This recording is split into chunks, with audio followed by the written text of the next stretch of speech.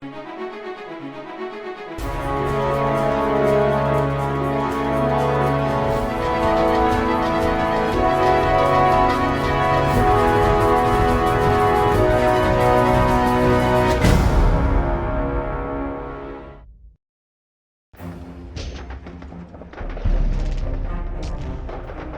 the war in North Africa ended in May of 1943, there was disagreement between the Allies as to where to strike next. For the Americans, the next target could be no other than France, but Winston Churchill had other considerations. The continuous defeats of British troops on the European mainland convinced the Allies that a landing on France had to wait until the circumstances were more suitable. Churchill insisted that a campaign in Italy would not only knock out an Axis power out of the war, but also keep a large number of German troops engaged there. The battles that followed proved that a campaign in Italy favored the Germans, and it was the Allies who committed a force far too large for a front of secondary importance. In July 1943, the Allies landed on Sicily, and in September of the same year, on Salerno. Although both operations were successful, the bulk of the German forces escaped and took defensive positions on Monte Cassino and the Gustav Line, which ran through the Italian peninsula from west to east. This meant that the Allied forces south of the line had to achieve a breakthrough in order to continue their drive to Rome. The Allies decided to press the attack on the Liri Valley because it was the only area where they could deploy a sufficient number of tanks to support the infantry, and in case of a breakthrough, they could follow the Casalina Highway, which leads straight into Rome. The Allied strength at this time was 250,000 men, 900 artillery pieces, 1,900 tanks, and 4,000 aircraft. The Germans were defending with 140,000 men, 196 artillery pieces, and a small but unknown number of assault guns. The battle began on January 11th under the cover of darkness with the French Expeditionary Corps consisting of the 3rd Algerian and the 2nd Moroccan divisions. The Germans in this sector belonged to the 5th Mountain Division. All Germans in forward outposts were killed by the Arabs who used knives and swords in a stealth attack. After this first success, the Corps began to lose momentum when the battle turned into a fight of attrition for the possession of the hilltops. By January 16th, the 5th Mountain Division had been decimated, but the FEC already suffered many casualties and failed to reach Atina, which was the primary objective. Without available reserves, their only option was to secure the captured positions. This allowed the Germans to shift their artillery fire to the center of the battlefield. On January 17th started the attack of the British 10th Corps, a total of 3 divisions. The British crossed the river Garigliano and captured the towns of Minturno and Castlefort. The first reinforcements to arrive from Rome assisted the 94th Division, which was defending alone against the 10th Corps. The 46th Division had much worse luck. The strong current of the river exposed the men to artillery fire for too long, and eventually the whole attack failed. Because of that failure, the US 36th Division was completely alone in its own attack across the Rapido River. The Germans had all possible spots for a landing pre-sighted for their artillery. In Salerno the previous year, the 36th Division had already suffered heavy casualties. Now the soldiers were complaining that their units always take up the most dangerous missions, and that this crossing is nothing but a suicide mission. After 2 assaults, the result on January 22nd was tragic. The American casualties were 1,330 killed, 934 wounded, and 770 prisoners. The German casualties were 64 killed and 179 wounded. On the same day, the Allies launched a surprise attack at Anzio. The Germans were caught off guard and offered little resistance. The road to Rome was now open, but Major General John Lucas, who was the commander of the invasion force, hesitated to move inland and cut the supply routes to the Gustav Line. 2 days later, as the Allies were bringing more troops to the beach, the Germans took advantage of the Allied inactivity and occupied the surrounding hilltops. The Allies lost their chance for a swift victory in Italy, and now the only way to Rome was through the Gustav Line. With the 36th Division decimated, it was up to the 34th Division to attack in the center. The mission this time was to capture the town of Cassino and the mountain with the monastery behind the town. The attack started on January 24th, with the 34th Division facing the same difficulties as the 36th. By the 27th, only 4 Sherman tanks and some infantry escort established a small bridgehead. But soon, these 4 tanks were destroyed, and the infantry retreated back to their lines. The attack resumed on January 29th. this time, the bridgehead was secured by 24 tanks that reached the western bank. The infantry then moved forward to capture the town of Cassino and the linked hilltops that would give the Americans access to the Liri Valley. The French Expeditionary Corps was ordered to leave its positions and attack west to relieve some pressure from the 34th Division. It cleared many hills but stopped on the 29th as its casualties were now over 2,500 killed or wounded. On February 1st, the Americans captured Point 593, the highest hill behind the monastery. The Germans relocated to this area elements of the 90th Panzergrenadier Division, together with the first elements of the legendary 1st Parachute Division that began arriving on February 1st. They were to retake Point 593. Meanwhile in Cassino, the battle turned into house-to-house fighting. Tank support was of little use on the narrow streets, and the infantry made extensive use of grenades and anti-tank weapons against fortified houses. During the night of February 6th, the German paratroopers recaptured Point 593 and secured it on February 9th when 2 more parachute infantry battalions arrived. Every attempt by the Americans to retake the hill failed. The last assault of the 34th Division took place on February 11th with only 793 men. Many soldiers surrendered after they got pinned down by machine gun fire. After almost 20 days of fighting, the men were exhausted from the cold and the lack of sleep and hot food. Although the 34th Division sustained losses of about 80%, its performance in the mountains is considered as one of the greatest feats of the U.S. Army in the Second World War. The withdrawal of the U.S. Second Corps from the battlefield marks the end of the First Battle of Monte Cassino.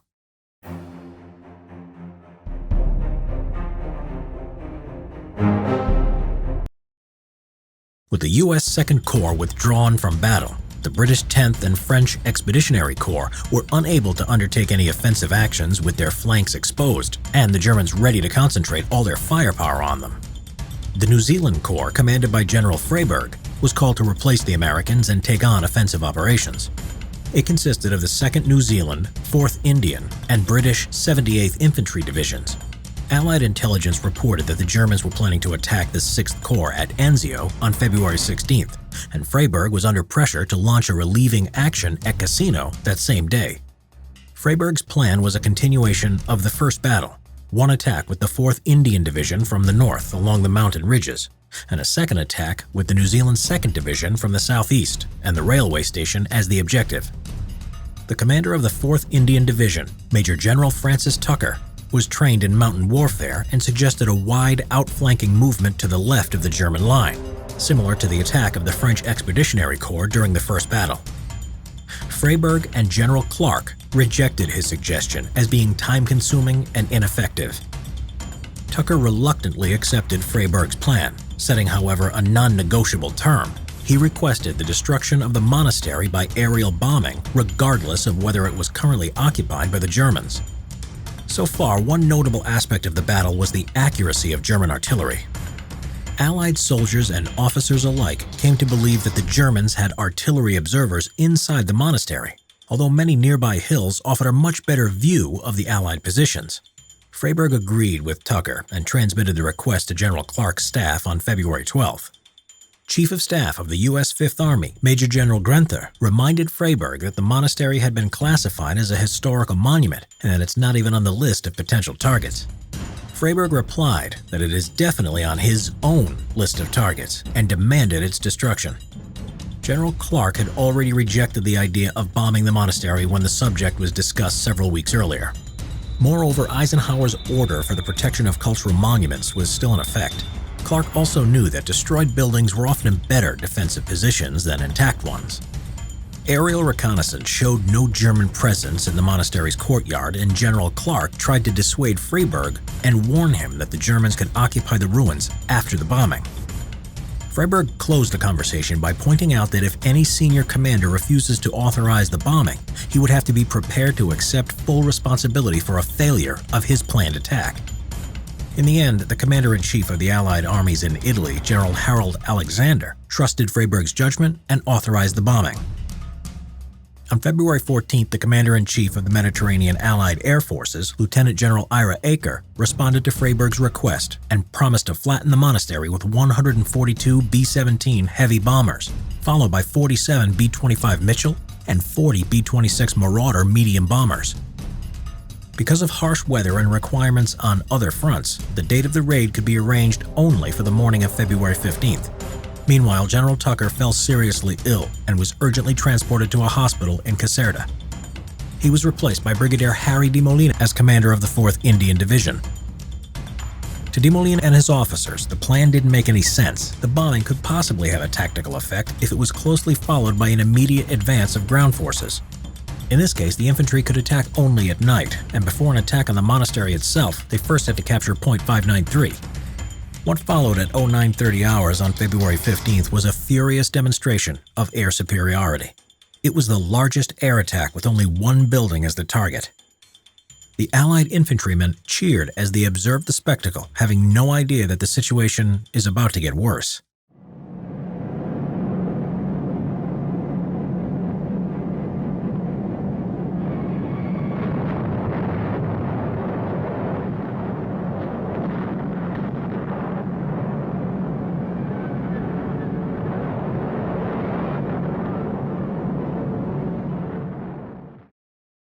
When the entire top of Monte Cassino was reduced to a smoking mass of rubble, the German paratroopers occupied the destroyed monastery to expect a full-scale attack.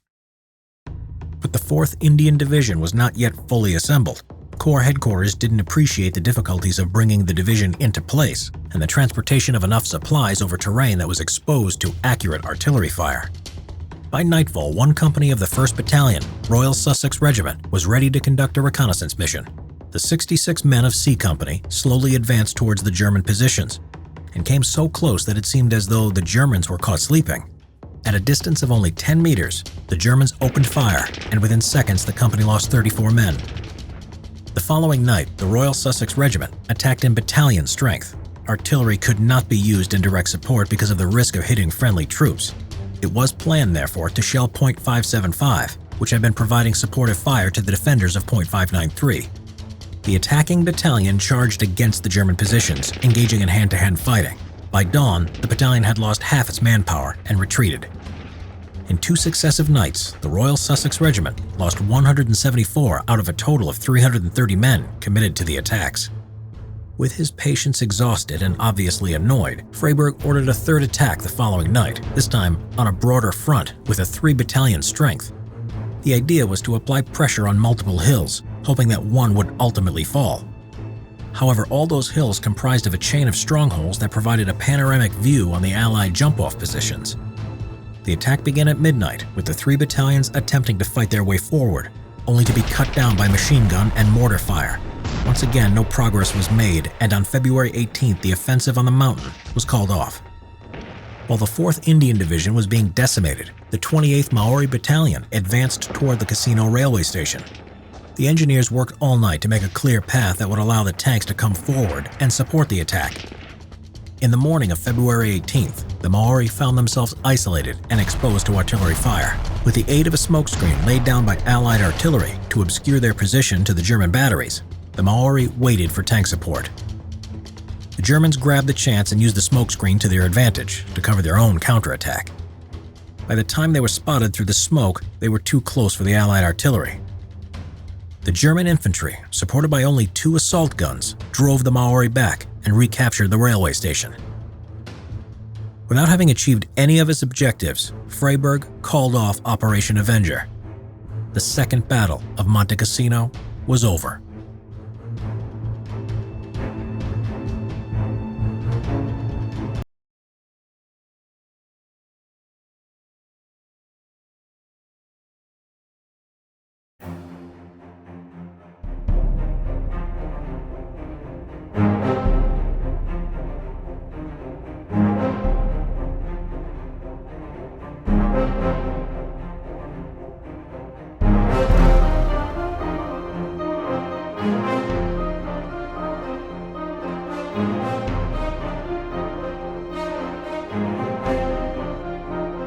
In the days following the end of Operation Avenger, the German 1st Parachute Division took over the entire Cassino sector, increasing the number of paratroopers to 2,500.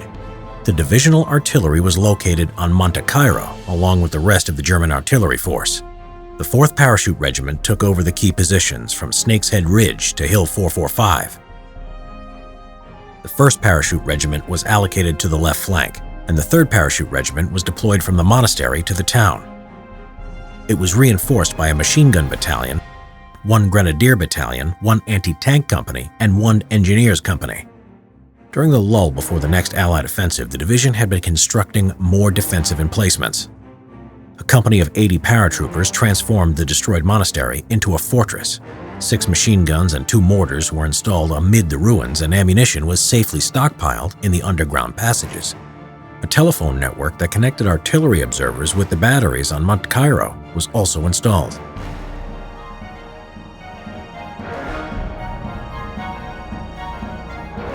The defense of the town was entrusted to the 28-year-old Captain Ferdinand Fulton from Austria, who was commanding 2nd Battalion.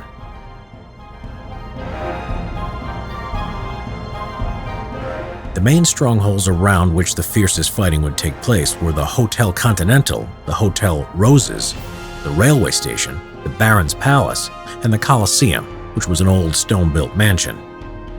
All access routes to these buildings were covered by mines, machine gun nests, and snipers.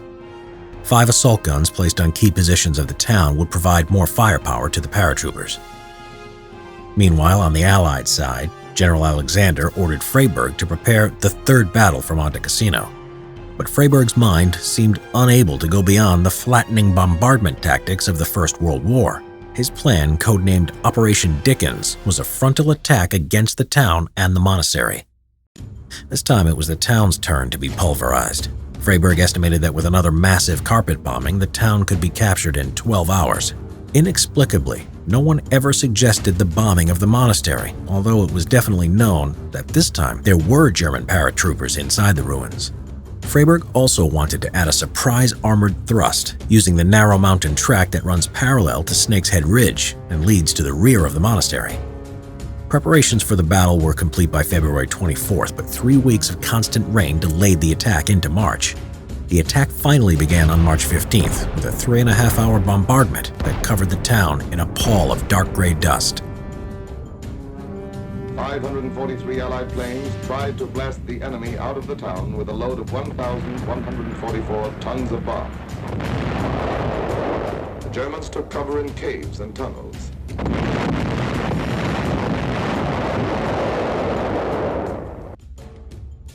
Some of the German survivors described their horrifying experiences. The whole earth shuddered under the impact. Dust and dirt burst into the cellar, going into eyes, ears, and mouth.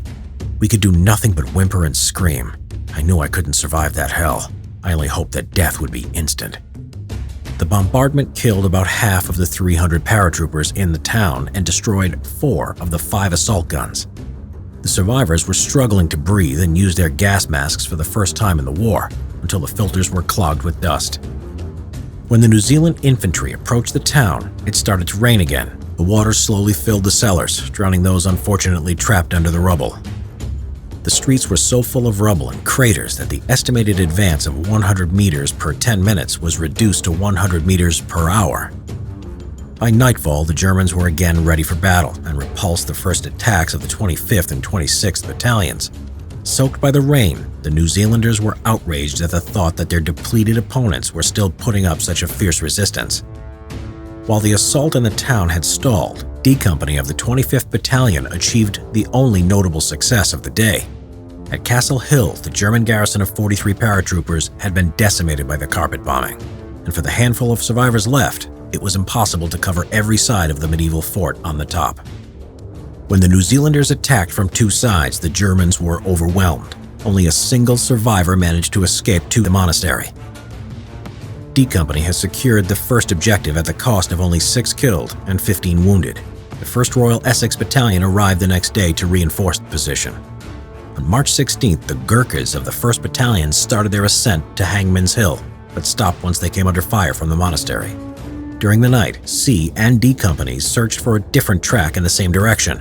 While D Company ran into an ambush, C Company vanished without a trace and suddenly appeared on Hangman's Hill the next day.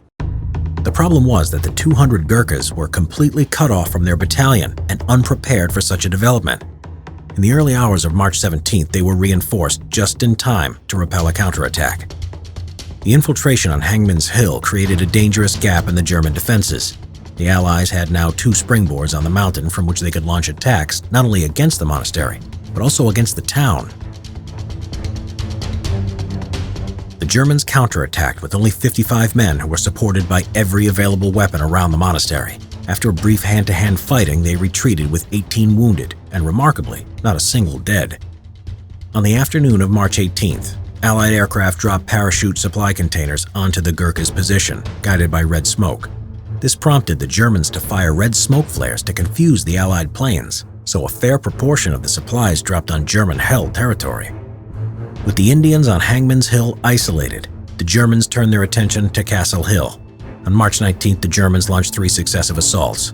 In their third assault, they demolished a part of the northern wall with explosives and then stormed inside through the breach.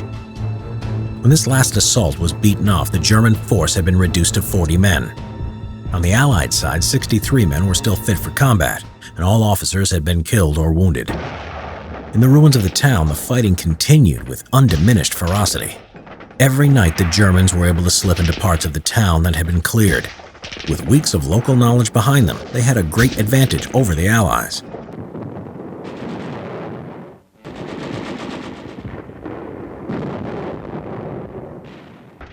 By the evening of March 16th, roughly 2/3 of the town was in Allied hands. However, this did not mean Cassino had been taken, for as long as the Germans held the well-built strongholds in the town and the monastery itself, Cassino remained unconquered.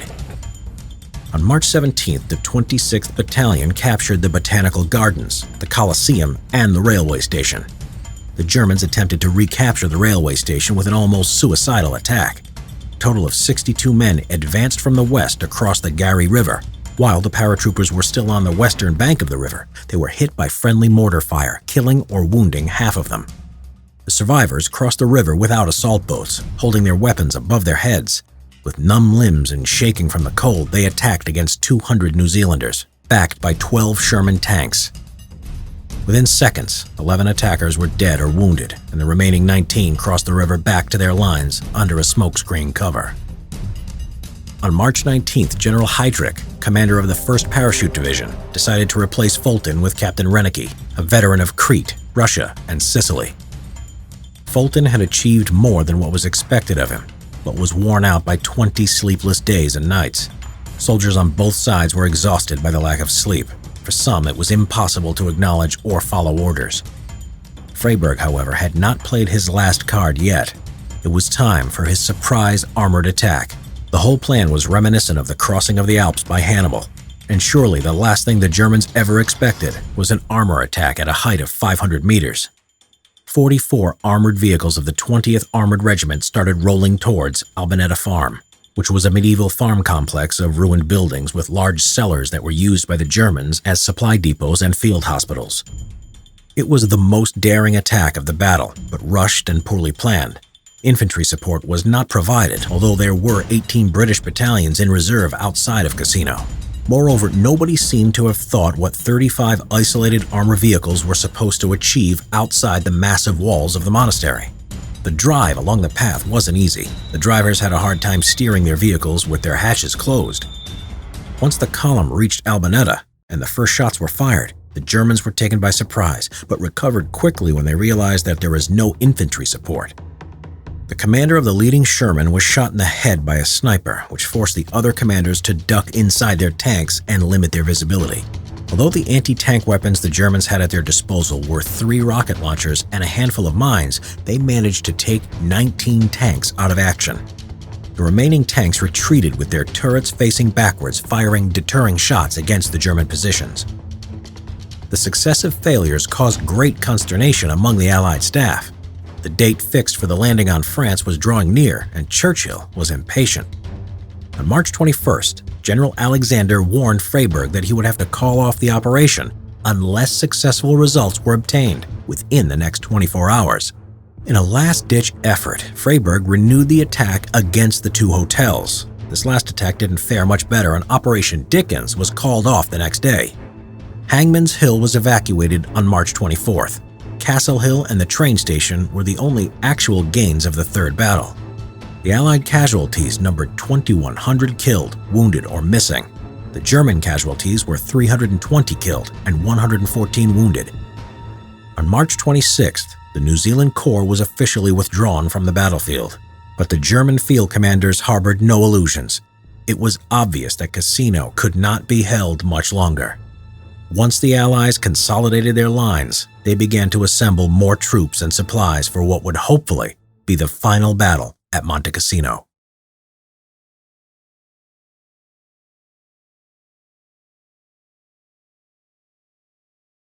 All further offensive activity on the Monte Cassino front ceased while the Allies were preparing for the fourth battle. This time, the plan was devised by Alexander's chief of staff, General John Harding. Harding studied the mistakes of the previous battles and concluded that the most fatal of these had been committing few divisions on a broad front. Harding's plan, codenamed Operation Diadem, was similar to that of the first battle, a massive offensive on the entire length of the front, which included attacks on the enemy flanks and a central thrust at the entrance of the Leary Valley. The crucial difference to the first battle was that the objectives, previously assigned to 7 divisions, would now be assigned to 4 Army corps. With the beachhead at Anzio now secured, a large number of new, fresh divisions came to replace the exhausted ones at Monte Cassino. This transfer of forces was carried out in small units to maintain secrecy and surprise, and took more than a month to be completed. Operation Diadem involved major redeployment of forces. The left flank of the line was occupied by the U.S. Second Corps, which was reinforced by 2 infantry divisions, the 85th and the 88th, a total of 50,000 men. Their objective was to attack up the coast along Route 7 and link up with the 6th Corps at Anzio. The French Expeditionary Corps took over the positions of the British 10th Corps and was also reinforced by 2 divisions, the 1st Motorized and the 4th Moroccan. The middle of the front line was occupied by the British 13th Corps, with the 4th British and 8th Indian Divisions at the spearhead of the attack. On the extreme right flank, the newly introduced Polish 2nd Corps would attempt to eliminate the last paratroopers defending the Cassino Heights. By April 28th, all these units had taken their respective positions under strict order not to carry out reconnaissance patrols, since the risk of a prisoner being taken could lead to the failure of the operation. The Poles were the only ones who behaved in an undisciplined manner. They were all too eager to show their hatred for the Germans and defied fundamental rules like camouflage and concealment to provoke their opponents into a fight. Unconcerned about their own safety, they were walking upright among the trenches and scorned their entrenched British comrades for what they considered as cowardice on their part. For the majority of the Polish troops, this was the first battle, and many of them paid in blood for their reckless gallantry.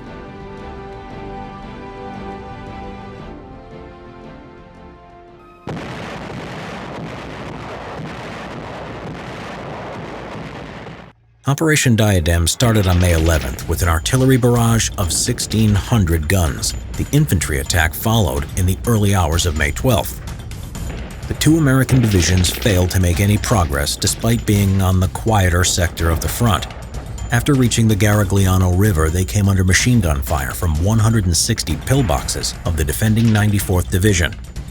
General Clark, who wanted to be the first to arrive in Rome, was furious with the poor performance of his troops. In the Polish sector, the 5th Krasowa Division crossed the Phantom Ridge to attack Point 601. The 2nd Battalion of the 3rd Parachute Regiment, which defended the town during the Third Battle, was once again at the forefront of the fight. The slopes of Phantom Ridge had been pre-sighted by German artillery, and the Poles found themselves in the middle of a defensive fire on rocky ground, which offered no cover. The 3rd Carpathian Division captured Point 569, and elements of 2 companies reached the northern and western slopes of Point 593. The Germans counterattacked 5 times with the reserves of 1st and 2nd Battalions and recaptured the hill. Meanwhile, the Polish 2nd Armored Brigade was advancing along the Cavendish Road in a repetition of the disastrous New Zealand attack 2 months prior. This time, the road had been mined by the Germans, and all destroyed tanks of the last battle had been turned into small pillboxes. The dense minefield stopped the 5 leading tanks in their tracks, and a 6th was knocked out by an anti-tank weapon. 20 engineers were called up to clear the path, and within minutes, 18 ended up either dead or wounded. By the afternoon of May 12th, the Poles had already suffered over 3,000 casualties and then retreated to their starting positions. With only 700 men, the 3rd Parachute Regiment had staved off the first Polish attack.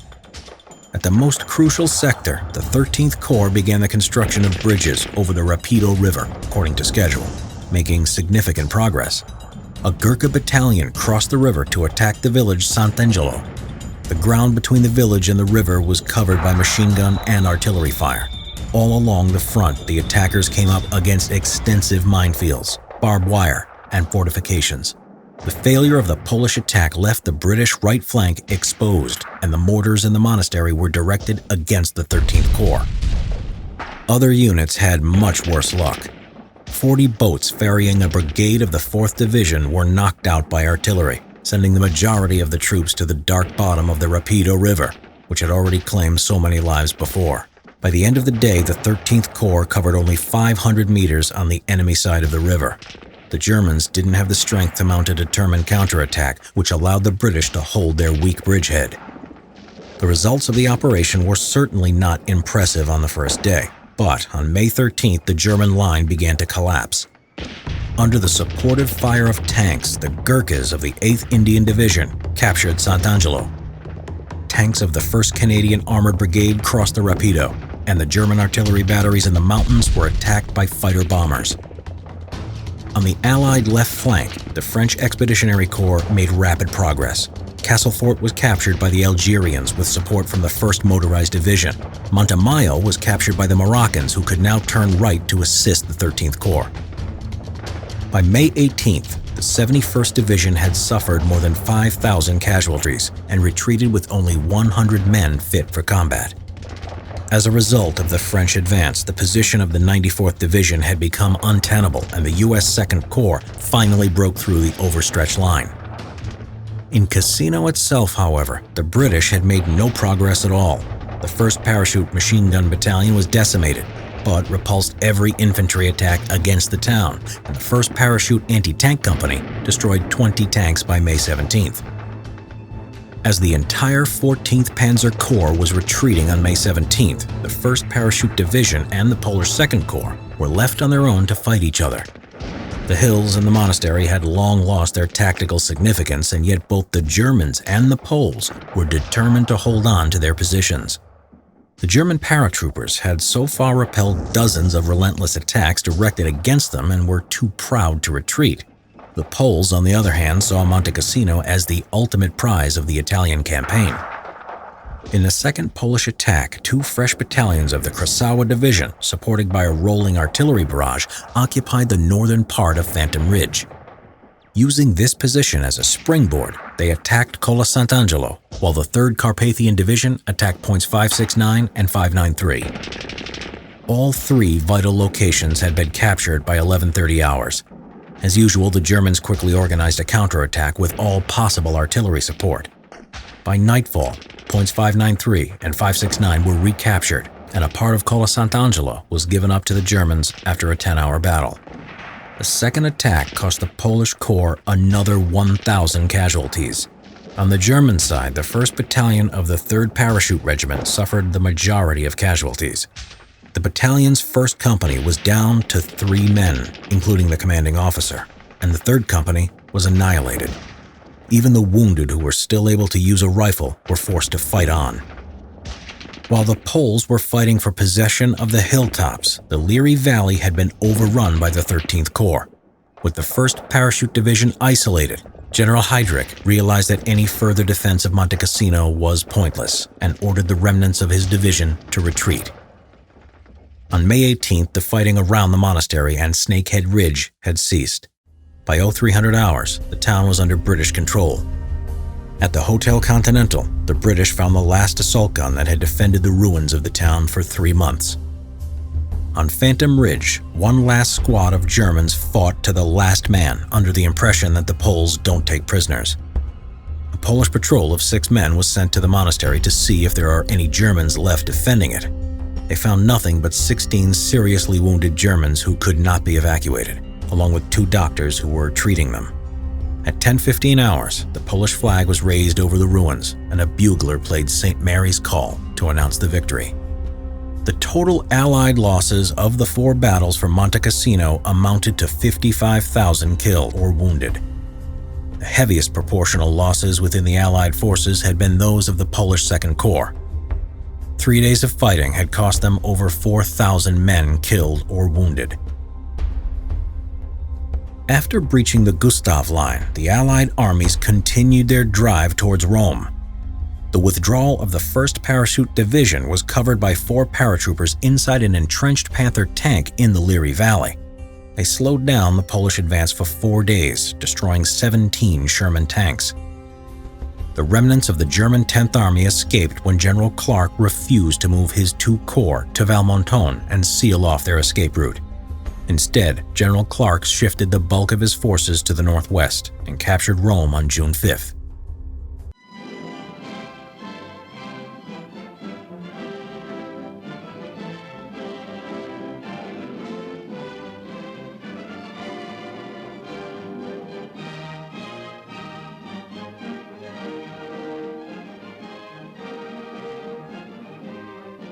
Eventually, the fall of Rome was overshadowed by the Normandy landings the very next day, and any strategic success out of the Italian campaign was quickly forgotten.